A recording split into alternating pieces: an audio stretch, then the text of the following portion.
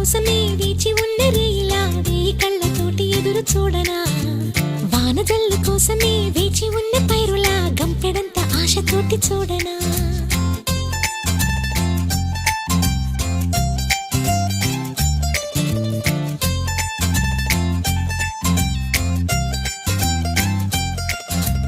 జోల పాట కోసం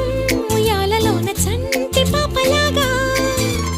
కోడి కూత కోసం తెల్లారు జాము పల్లెటూరిలాగా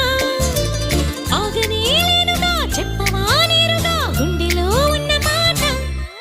ఏ ఒకటి రెండు మూడు అంటూ అరే ఒక్కో క్షణాన్ని నేను